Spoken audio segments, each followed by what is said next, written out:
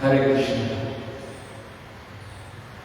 तो सभी भक्तों का अंतरराष्ट्रीय कृष्ण भावनामृत संघ इस्कॉन सूरत जहांगीरपुरा श्री श्री राधा दामोदर मंदिर में प्रातःकालीन इस भागवत क्लास में हार्दिक स्वागत है। आज हम श्रीमद् भागवत के 10वें स्कंद अध्याय 85 श्लोक संख्या 31 को समझने का प्रयास कर रहे हैं। इस अध्याय का नाम है कृष्ण द्वारा वासुदेव को उपदेश दिया जाना तथा देवकी के पुत्रों की वापसी,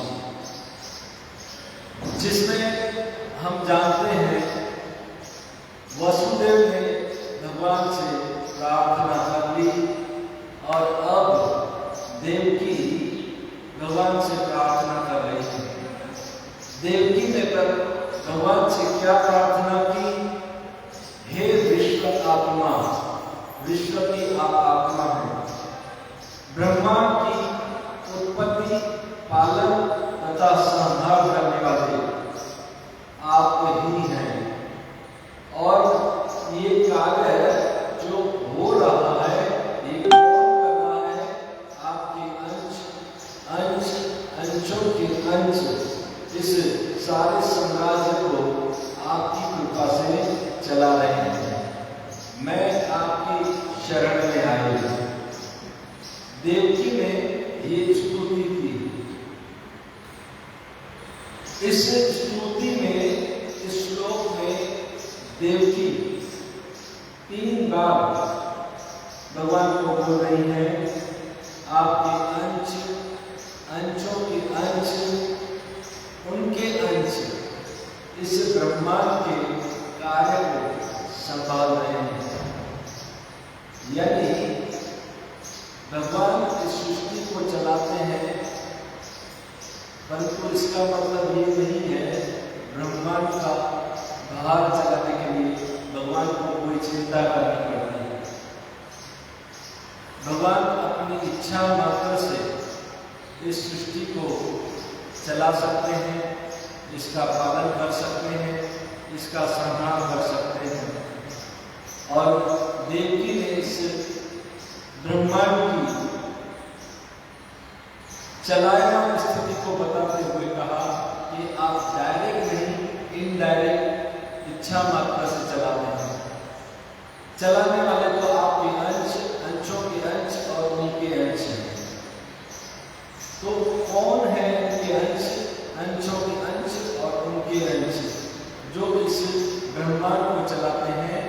देवकी की इस प्रार्थना के अनुसार देवकी जब ये प्रार्थना कर रही है, इसके तात्पर्य को अगर हम समझें तो भागवत में पहला स्कंद आता है जिसमें अवतारों का वर्णन हुआ, सृष्टि की रचना कैसे हुई, ये प्रभुपाद अपने तात्पर्य में बताते हुए कहते हैं। जय श्री राम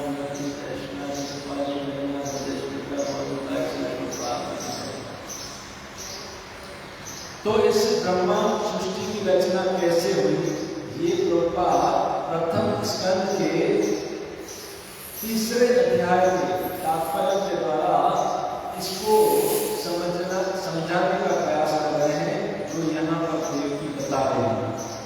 तो प्रभुपाद के तात्पर्य के आधार पर अगर हम समझें तो भगवान श्री कृष्ण जो प्रथम पुरुष हैं, ईश्वर परम कृष्ण सच्चिदानंद, और उन्होंने जब सृष्टि का निर्माण आरंभ किया तो सबसे पहले उनके स्वांश बलराम जी प्रकट हुए और बलराम जी से फिर चतुर्व्यूह वसुदेव, प्रद्युम्न, अनिरुद्ध और संकर्षण, ये 4 तत्व प्रकट हुए और उनमें से संकर्षण से नारायण प्रकट हुए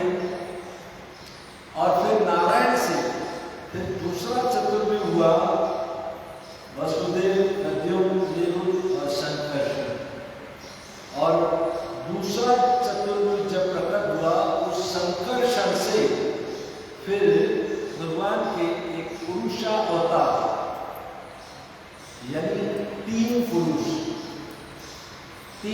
कौन से? भगवान के पुरुषावतार में 6 प्रकार के अवतारों का वर्णन आता है।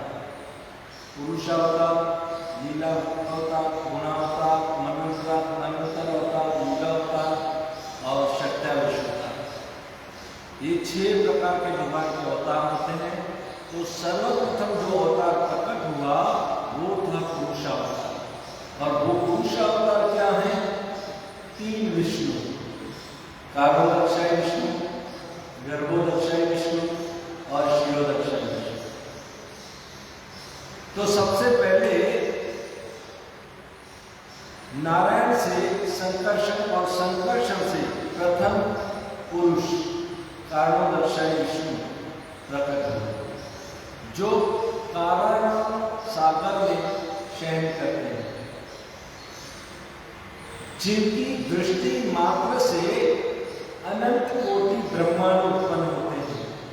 जब वो प्रकृति, उनकी शक्ति प्रकृति पर दृष्टिपात करते हैं तो प्रकृति गर्भवती होती है। ऐसे कारणोदक्षाय विष्णु कारण सागर पहले महतत्व को प्रकट करते हैं। महतत्व नाम का एक बादल होता है जिस पर ये कारणोदक्षाय विष्णु, और फिर अपने शरीर से अनंत कोटि ब्रह्मांड को उत्पन्न करते हैं। और जब ये सारे ब्रह्मांड प्रकट हो जाते हैं तो ये ब्रह्मांड एक फुटबॉल की तरह खाली होते हैं, कोई नहीं। और फिर उस पर भगवान दृष्टिपात करते हैं, यानी प्रकृति पर दृष्टिपात करने से प्रकृति गर्भवती। पहले तो भगवान विष्णु ही उस फुटबॉल के अंदर, उस ब्रह्मांड के अंदर चले जाते हैं।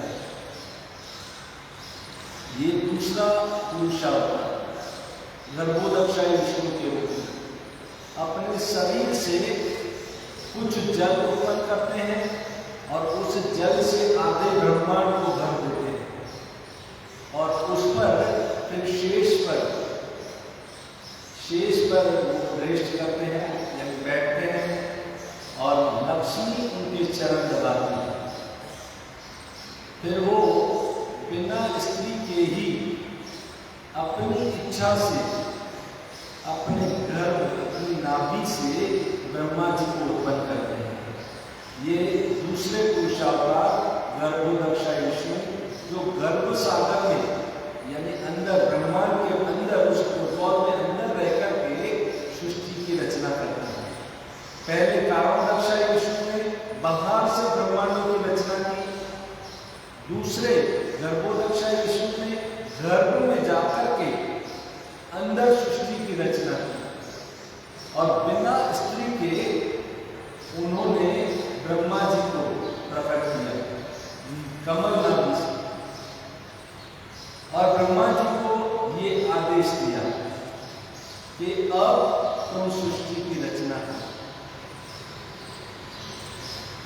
ब्रह्मा जी को शक्ति प्रदान की, और फिर ब्रह्मा जी ने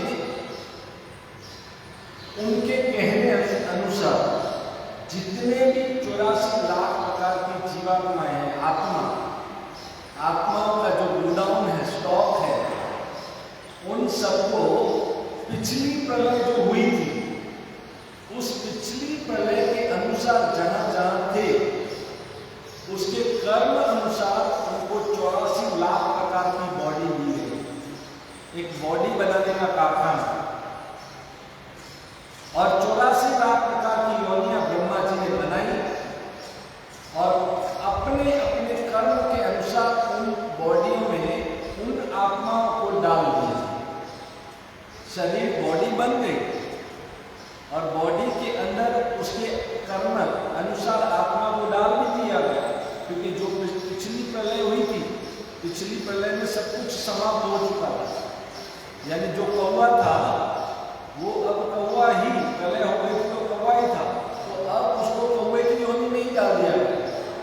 पिछली प्रलय हो गई थी तो वो समाप्त हो गया, फिर से उस कौवे की योनि में आ गए, जो जहां था कर्म के अनुसार वहां आ गए। सब अपने अपने कर्म अनुसार ये 84 लाख प्रकार की बॉडीज ब्रह्मा जी ने बना दी और अंदर आत्मा को भी डाल दिया।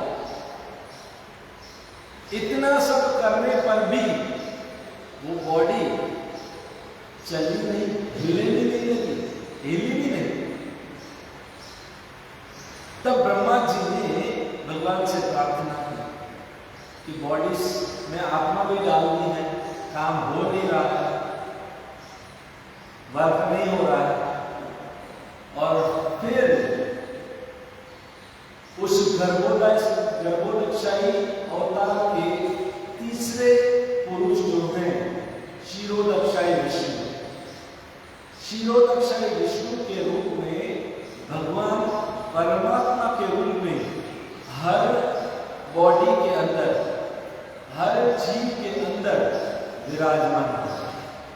देखो, भगवान से हम अलग हुए तो भगवान ने हमें अकेला नहीं छोड़ा। भगवान परमात्मा के रूप में हर जीव के अंदर विराजमान है। अणु अणु में वो व्याप्त हो गए। परमात्मा के रूप में अणु अणु के रूप में व्याप्त हो गए। कौन से विष्णु? क्षीरोदकशाही विष्णु। क्षीरोदकशाही विष्णु कहाँ रहते हैं? क्षीर सागर। क्षीर सागर कहाँ है?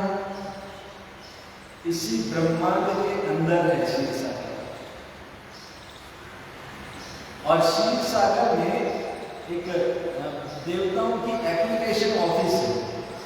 जब जब देवताओं को कोई प्रॉब्लम आती है ना, तो प्रार्थना करने क्षीर सागर के तट पर जाते हैं। और जब वहां पर प्रार्थनाएं की जाती हैं भगवान क्षीरोदकशाही विष्णु को, तो उनका उत्तर भी उनको मिलता है। और उस क्षीरोदकशाही विष्णु से, क्षीर सागर से भगवान विष्णु तत्व के जितने अवतार हैं वो लेकर के इस धरती पर प्रकट होते हैं। यदा यदा हि धर्मस्य ग्लानिर्भवति भारत परित्राणाय साधूनां विनाशाय च दुष्कृताम्। ये देवताओं की प्रार्थना से, क्षीर सागर से भगवान अवतार लेते हैं। अर्थात अवतार विष्णु तत्व जो होते हैं वो क्षीर सागर से प्रकट होते हैं। परमात्मा का जो काम करता है हर हृदय में, जिसकी वजह से ये बॉडी चलायमान है, तो वो भी क्षीरोदकशाही विष्णु करते हैं। हर अणु में, हर वस्तु में व्याप्त है क्षीरोदकशाही विष्णु के रूप में। तो ऐसे सृष्टि की रचना होती है। और देवकी अपनी प्रार्थना में ये बता रही है कि ये सब आपकी, कृष्ण को बोल रही है कि ये सब आपकी शक्ति से चल रहा है। आप डायरेक्ट नहीं, आप अपने अंश अंश अंश उनके अंशों के माध्यम से चला रहे हैं, क्योंकि आप सर्वश्रेष्ठ हैं, सबके ऊपर हैं। विष्णु और नारायण से भी ऊपर है। जीव और ब्रह्मा शिव को कहने की बात नहीं है। देखिए, जब जीवात्मा, देवता, ब्रह्मा, शिव, विष्णु, नारायण और कृष्ण, इनके भेद का जब वर्णन आता है तो प्रभुपाद जी तात्पर्य में बताते हैं। ये पढ़ लेना आप, भागवत 1:3-28। उसके तात्पर्य में प्रभुपाद जी ने बहुत अच्छी तरह से समझाया। 1:3-28 एते चांस कला पुरुषम कृष्णस्तु भगवान स्वयं। और उसको भगवान ने, प्रभुपाद जी ने बहुत अच्छी तरह उस तात्पर्य को समझाया, जिसमें भगवान और भगवान के अंश जो हैं और विष्णु तत्व या सारे देवी देवता या जीव तत्व है, उनमें क्या क्या अंतर है। तो सबसे पहले हम ऐसे समझे कृष्ण के गुणों को। तो कृष्ण में जो गुण है वो कौन से गुण है, क्या गुण है? जिसलिए कृष्ण सबसे अधिक श्रेष्ठ हैं। तो कृष्ण में 64 गुण हैं। हम जानते हैं सांदीपनि मुनि यहाँ गए थे, 64 दिनों में 64 कलाओं को सीख करके कृष्ण वापस आ गए। 64 गुण किसी में होना, इसका मतलब है 100% गुण होना। इससे अधिक 65% किसी में नहीं आता। ये 64% गुण होना यानी 100% गुण, इसके साथ 6 ऐश्वर्य होना। ये देखिए भगवान की डेफिनेशन, व्याख्या क्या है। 6 ऐश्वर्य पूर्ण मात्रा में होना, उसको भगवान कहते हैं। कौन से 6 गुण होते हैं? बलवान होता है, सबसे अधिक बलवान, सबसे अधिक सुंदर ब्यूटीफुल, उससे ज्यादा कोई ब्यूटीफुल नहीं है। सबसे अधिक धनवान, उससे अधिक धनवान कोई नहीं। सबसे ज्यादा वैरागी, उनसे ज्यादा वैरागी कोई नहीं है। सबसे ज्यादा संसार में यश, भगवान से ज्यादा संसार में किसी का यश नहीं है। और सबसे ज्यादा ज्ञानी, उनसे ज्यादा ज्ञान किसी को नहीं। ये भगवान की व्याख्या। 64 गुण पूर्ण मात्रा में यानी 100% और 6 ऐश्वर्य पूर्ण मात्रा में। ये कृष्ण के गुण बता रहे।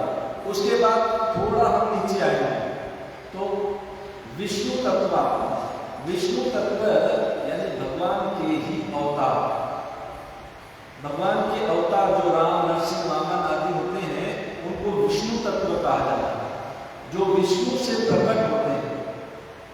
और विष्णु तत्व में ये जो गुण होते हैं वो भी भगवान ही है, पर उनमें जो ये गुण होते हैं ये 100% नहीं है। तो कितने परसेंट है? प्रभुपाद जी तात्पर्य में बताते हैं 93%, यानी 7% ये गुण कम है। ये विष्णु तत्व, भगवान के अवतार। अब थोड़ा नीचे आते हैं इसको समझने के लिए।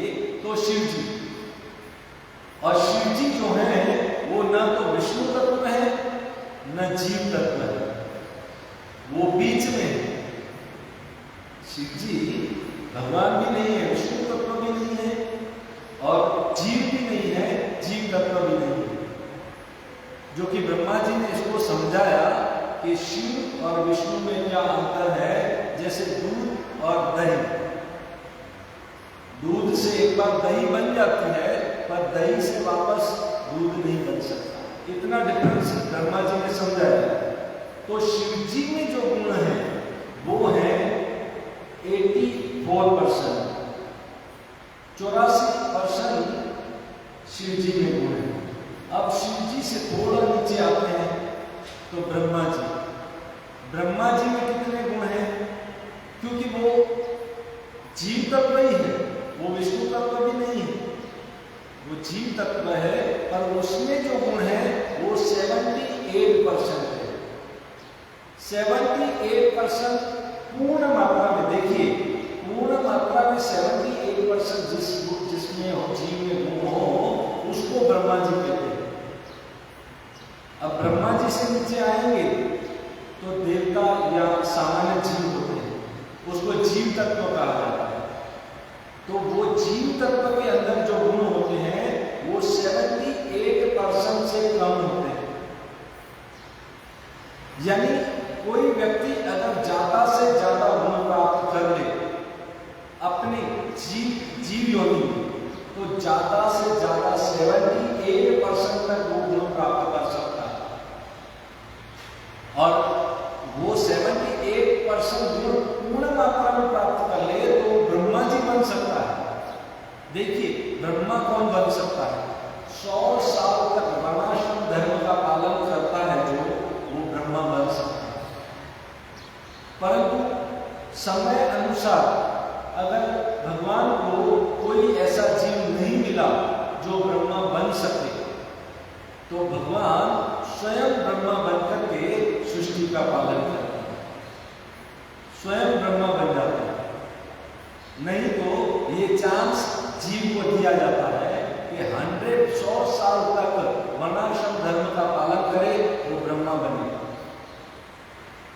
और 100 अश्वमेध यज्ञ करता है कोई व्यक्ति तो वो इंद्र की पदवी प्राप्त कर सकता है, अर्थात स्वर्ग का राजा इंद्र बन सकता है।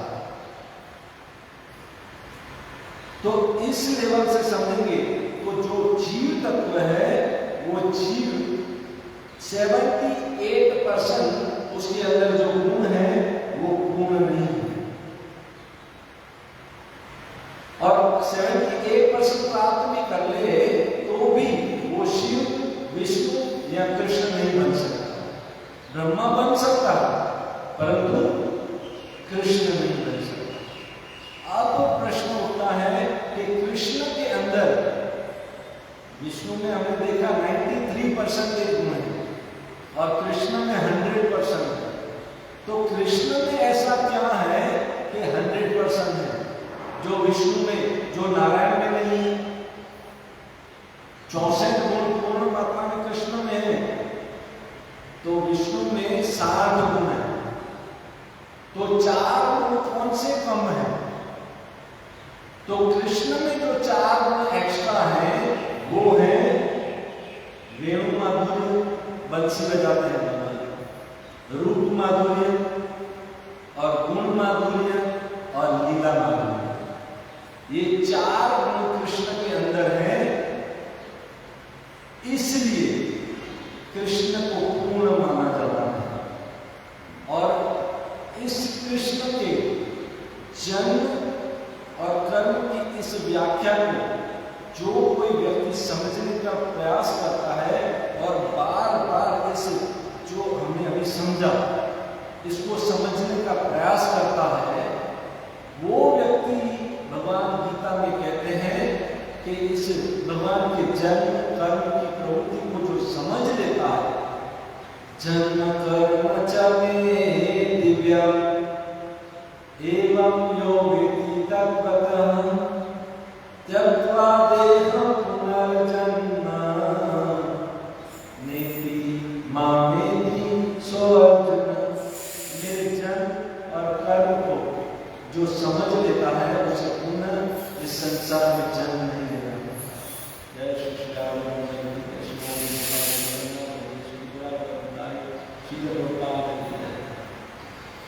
तो इस ऐसे अगर कोई भगवान के जन्म और कर्म की इस व्यवस्था को समझ लेता है उसे पुनर्जन्म नहीं लेना। इसमें इस बात को समझने के लिए कि कृष्ण ही भगवान है, अच्छे अच्छे रुस्तम, अच्छे अच्छे विद्वान, यहाँ तक कि बड़े बड़े देवता भी कंफ्यूज हो जाते हैं। और ये हम भागवत में समझ चुके हैं, अन्य अन्य पुराणों में भी इसकी बहुत सारी कथाएं आती हैं कि एक बार ब्रह्मा जी द्वारका गए, और वैसे तो ब्रह्मा भी मोहन लीला में भी हमने ब्रह्मा जी को देखा, और यहाँ पर वर्णन आता है कि द्वारका गए और द्वारका में भगवान कृष्ण से मिलने गए, तो द्वारपाल ने उनको रोक लिया। तो ब्रह्मा जी ने कहा मैं भगवान कृष्ण से मिलने आया हूं। द्वारपाल ने कहा तुम कौन हो? ब्रह्मा ने कहा ये देखो 4 लोग हैं, जानते नहीं हो क्या?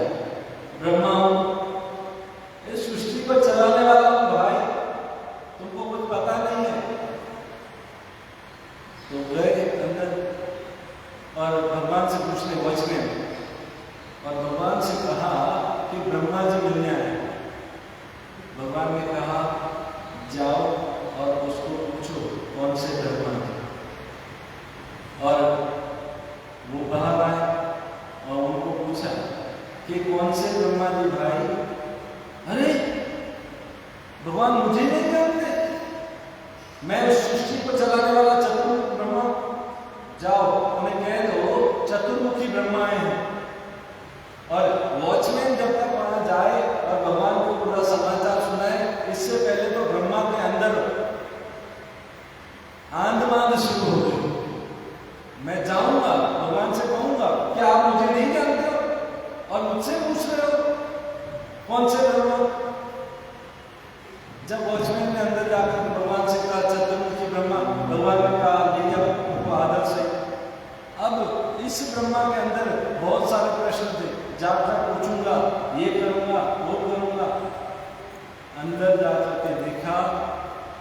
तो कोई 100 मुखी ब्रह्मा खड़ा था, कोई 1000 मुखी, कोई 10,000 मुखी, कोई 1,00,000 मुखी।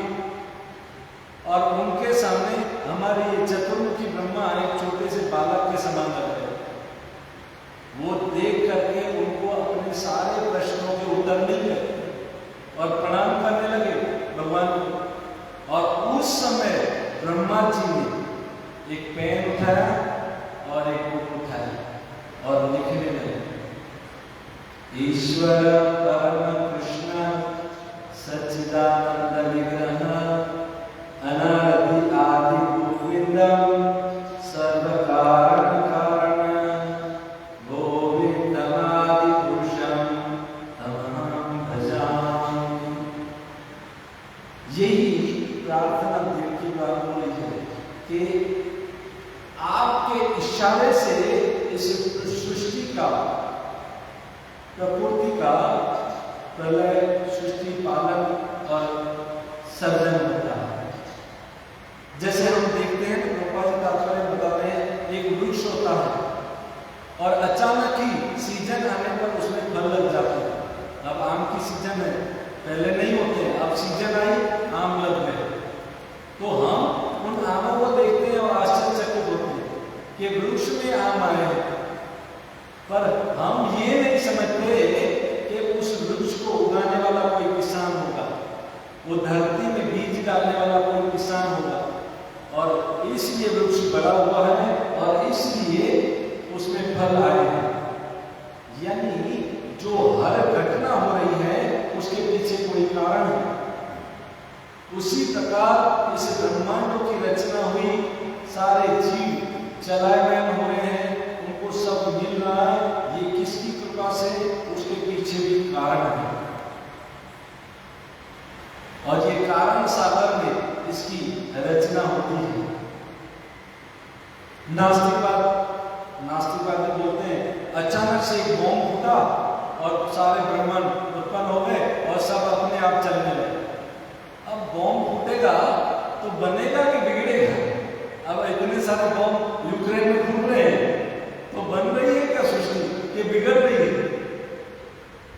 या नास्तिकवाद सिद्धांत के हम बंदर की संतान हैं।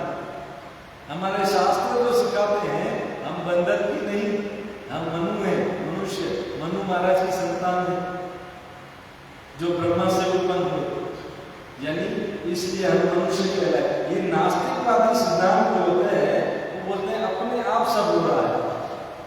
अपने आप कहां से होगा? जब तक भगवान की शक्तियां, भगवान की कृपा से काम नहीं करेंगी, ये काम अपने आप नहीं होगा। जैसे प्रभुपाद जी बताते हैं, वो बकरी के कंधे पर एक डुप्लीकेट स्तन लगे होते हैं और उस स्तन को आप दूध निकालेंगे तो दूध नहीं निकलेगा, वो शोबाजी वाले स्तन होते हैं। इसी प्रकार सारी सृष्टियां, सारे तत्व भले इस ब्रह्मांड में विराजमान हो, परंतु जब तक भगवान की शक्ति, भगवान की इच्छा नहीं होगी, ये चलायमान नहीं होगी। हम देखते हैं मरा हुआ व्यक्ति जो होता है ना, उसके अंदर भी वो सारी शक्तियां, सारे तत्व होते हैं, पर वो चलायमान नहीं है, क्योंकि भगवान की इच्छा से उसमें से वो आत्मा और परमात्मा निकल गए, इसलिए वो कार्य बंद हो गया। और फिर इसके आगे वाला श्लोक है, जैसे भगवान ने सांदीपनि मुनि जो है उनका पुत्र था, उसको जीवित किया। भगवान मरे हुओं को भी जीवित कर सकते हैं जो व्यक्ति कृष्ण की शरण में जाता है। जैसे देवकी के 6 पुत्रों को जीवित किया, सांदीपनि मुनि के पुत्र को जीवित किया, समुद्र मंथन में हॉलसेल ने जीवित किए देवताओं को, अगासुर के समय ग्वालवाला को जीवित किया, परीक्षित महाराज को गर्भ में जीवित किया, द्वारका में ब्राह्मण के पुत्रों को जीवित किया। ये सारी कथाएं यहाँ चलने वाली थी, पर अब क्योंकि समय हो चुका है, ये श्लोक लेना था कि ऐसे क्यों भगवान किसी भी मरे हुए को भी जीवित कर सकते हैं और कोई अन्य